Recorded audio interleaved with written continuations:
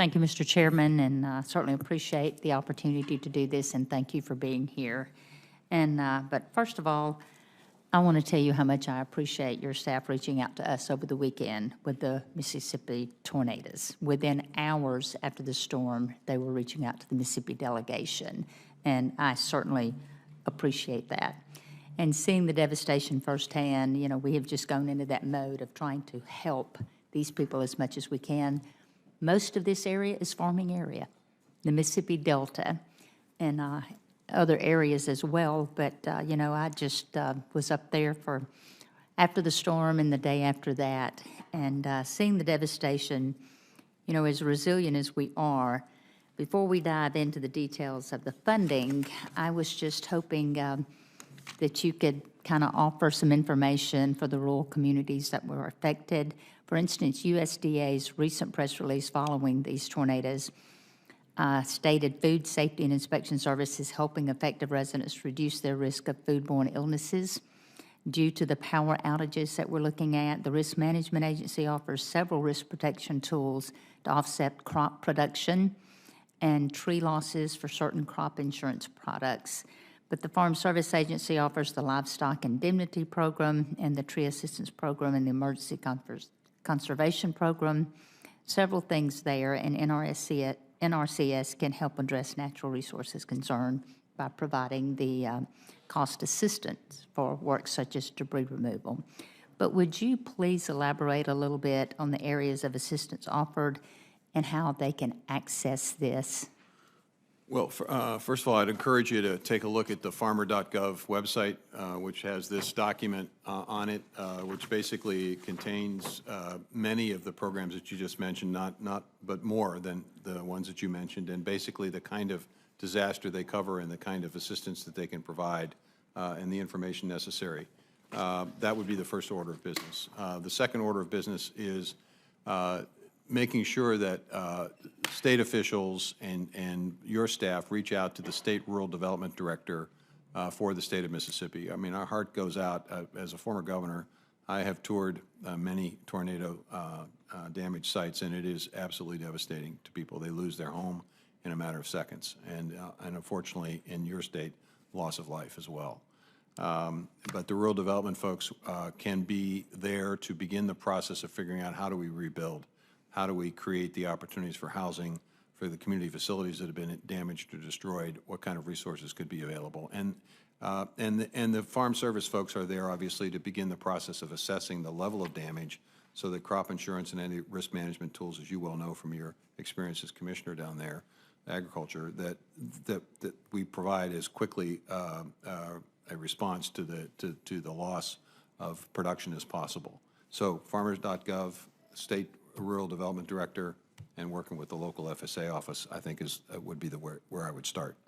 Well, I certainly appreciate that because so much equipment got destroyed. You know, we're in the middle of planting corn, and the equipment is just gone. There's also a disaster SNAP program that basically makes it a little bit easy for people who may have lost their SNAP card because the tornado destroyed their home. And yeah, they don't even have vehicles. Right. You know, they have no mode of transportation right now to get somewhere, but we're going to recover. There's no doubt. We have some great folks there, but I just wanted to tell you how much I appreciated that.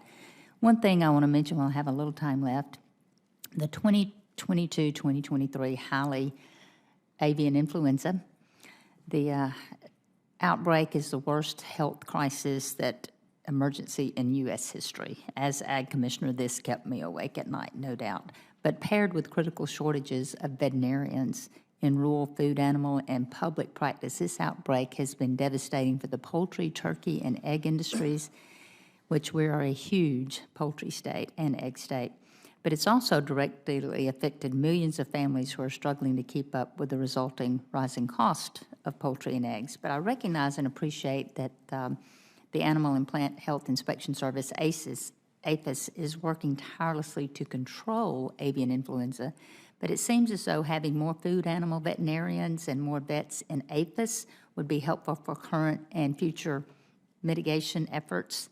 But I also noticed that your budget includes $3 million for incentives to recruit and retain public health veterinarians for food and safety and inspection services. So clearly, USDA understands the great need for veterinarians working in areas besides small animal practice, which is great, we all love and we have to have, but, you know, it's just so much more attractive and lucrative.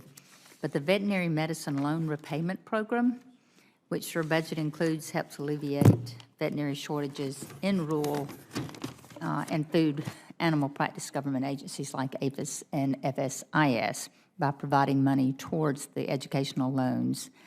So, you know, this subcommittee allocates the funds to this program, and a major portion of those funds go right back to the federal government because of 39% federal withholding tax, which is just incredible on that program, and it's taxed 39%. So only $6.1 million of the $10 million provided by Congress for this program in fiscal 2023 will actually be put toward the educational loans of the veterinarians and use to address these critical veterinary shortages. Can you respond to that to help prevent animal health emergencies and what actions we can take to address this shortages in both private food animal practice and in state federal governments? That 39% just blows me away. Well, I'm happy to take a look at that, Senator, but I will tell you the biggest problem we have is retaining folks that we actually do get. They actually end up starting at APHIS, they're excited about their job, they do an amazing job for a year or two, and then someone basically says to them, hey, in the private sector, you can make $10,000, $20,000, $25,000, $50,000 more, why don't you come over to the private practice? And that is the challenge. Our compensation system has got to be looked at from, when I say our, I mean the federal compensation system, so that it's competitive, and we have to have more flexibility in terms of the ability to use retention resources to be able to retain these folks, because we can get them in the door. We're having a hard time keeping them. The loan repayment is one aspect of it, but there are many, many other aspects in terms of the lack of competitive nature of our compensation system. Well, I would really appreciate some help with trying to offset that interest. I'm sorry for going over my time, Mr. Chairman. Senator Merkley.